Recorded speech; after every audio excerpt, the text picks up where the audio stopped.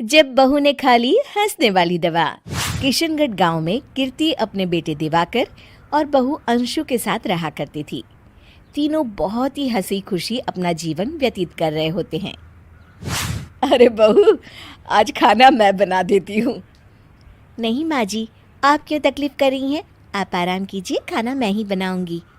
कितनी अच्छी बहू मिली है मुझे। भगवान ऐसी बहू सबको दे।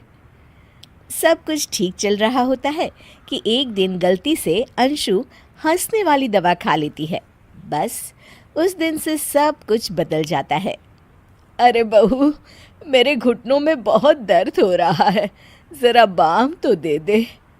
अरे बाम लगा कर क्या करोगी माँ जी? मैं पाँव दबा देती हूँ। अरे एक तो मुझे पाँव दर्द हो रहा है, ऊपर से तुम हंस रही हो। आई एम सॉरी माँ जी। अरे फिर से हंस रही है, जा तू मेरे कमरे से, मुझे तुझसे बात नहीं करनी। हे भगवान, ये क्या हो गया? अब माँ जी क्या सोचेगी? 2 दिन बाद कीर्ति घर में किटी पार्टी रखती है। उसकी सभी सहेलियां घर आने वाली होती हैं। अरे बहू, मेरी कुछ सहेलियां आज दोपहर को घर आने वाली है। आज कुछ खाने में अच्छा सा बनाना। सहेलियां? क्यों? मेरी सहेलियां नहीं हो सकती क्या? तुम फिर से हंस रही हो? नहीं माँ जी, मैं हंस नहीं रही हूँ। अरे फिर से हंस रही हो और बोल रही हो कि हंस नहीं रही। नहीं माँ जी, मैं तो तुम जाओ मेरे सामने से और किचन का काम कर लो, जाओ। दोपहर को कीर्ति की सभी दोस्त खाने पर आ जाती हैं। अरे वाह, घर तो बहुत सुंदर सजाया है कीर्ति। अरे मैंने कहा, ये सब तो मेरी बहू का कमाल है। अरे वाह, बड़ी गुनी है तुम्हारी बहू तो। हाँ हाँ, खाना भी अच्छा बनाया है। हाँ, बहुत ही गुनी है। तो हमको नहीं मिलवाओगी क्या, या छुपा कर रखोगी अपनी हीरे जैसी बहू को? अरे नहीं नहीं, अभी बुलाती हूँ। अंशु, ओ अंशु, बहू रानी। अंशु बाहर आती है। जी माँ जी। बहू, ये सब मेरी सहेलियां हैं, मिलो सबसे। नमस्ते आंटी। नमस्ते बेटा, बहू तो बहुत अच्छी मिली है तुमको, किस्मत वाली हो तुम। किस्मत वाली? अरे क्या हुआ? हंस क्यों रही हो? नहीं नहीं, मैं हंस नहीं रही हूँ। तभी अचानक सांची के हाथ से चम्मच छूट जाता है और उसका कुर्ता गंदा हो जाता है। अंशु फिर से हंसने लगती है।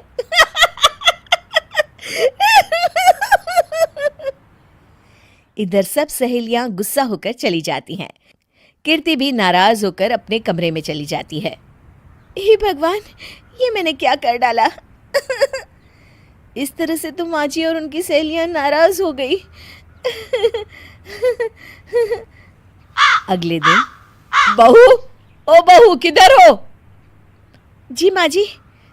जल्दी से मेरे साथ चलो, पड़ोस वाले शर्मा जी की हार्ट अटैक से मौत हो गई है, उनके घर बैठक के लिए जाना है।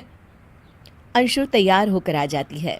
थोड़ी देर में दोनों शर्मा जी के घर पहुंच जाती हैं। वहां पर सब रो रहे होते हैं। कीर्ति शर्मा जी की बीवी के पास बैठकर उन्हें सांत्वना देने लगती है। बड़े अच्छे इंसान थे मेरे पति। अच्छा। तुम हंस क्यों रही हो? वो अच्छे थे। हाँ हाँ, बहुत अच्छे थे अंकल। अरे अंशु, हंस मत।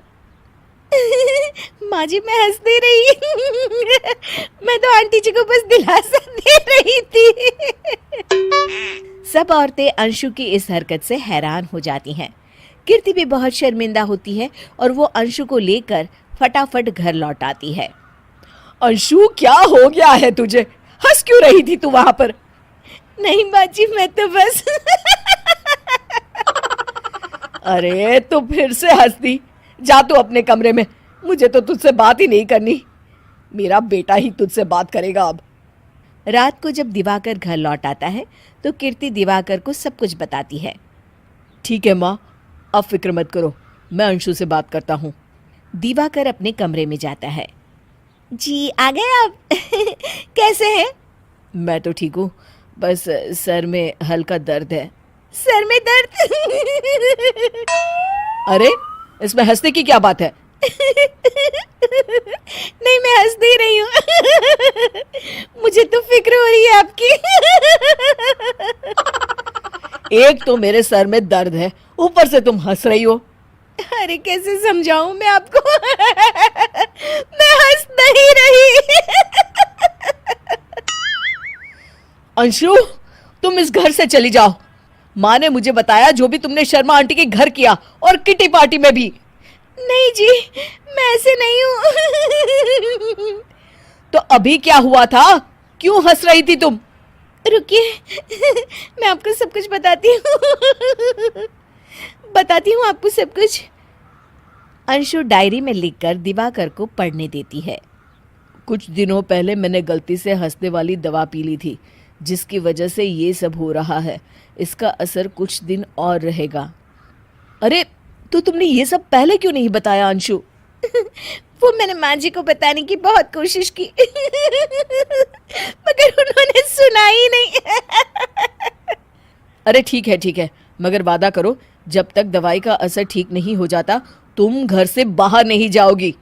नहीं जाऊंगी और हंसूंगी तो बिल्कुल नहीं